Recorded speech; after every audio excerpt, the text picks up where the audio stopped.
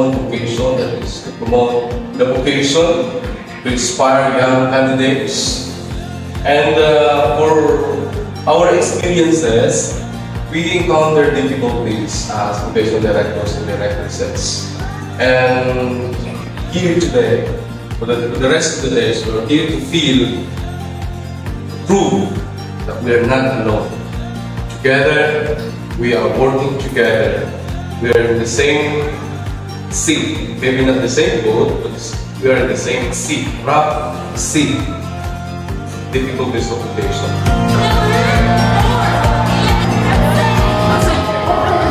After here, hindi tayo ma-stuck sa hopelessness. We have to find sparks of hope para dalhin pag-uwi natin. So we have to be observant, we have to be calm and sober. Ano nangyayari sa ating mga kasamahan? Kahit dito man lang, we can start living that way if we're not yet.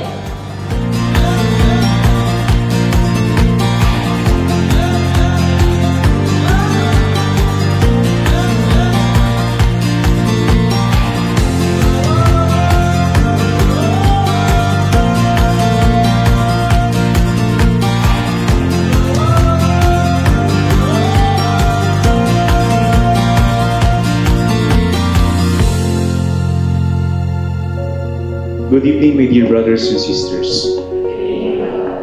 Xin chào. Salamat malam. Naimbag na gabi, rabi kada kayo amin. Tama po ba? Diyos marhay na banggi sa inyong gabos, mga tugang ko kay Kristo. Maayong gabi sa inyong tanan.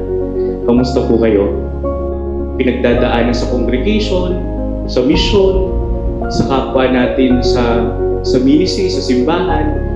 Sabi ko, ang hirap minsan mag-promote. At syempre, i-introduce mo ang iyong congregation, ang iyong religious life, na minsan napakasaya ng community life. Tama po ba, mga sisters? Mga fathers and brothers. Pero ako po, kapag ako po ay pumipitik na minsan ang mga pagtatanong, binabalikan ko po ang vocation story. Hello. Okay. Ito yung mga first honor sa pila. Alright. Yan, no?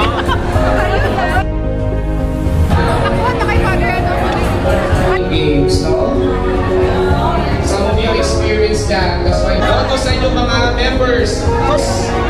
Place of birth.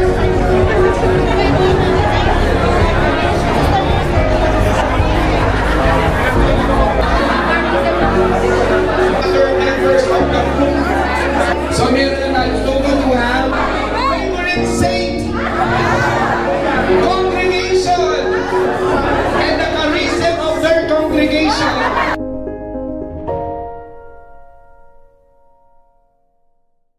Have you thought of becoming a Vincentian priest or brother? Join us.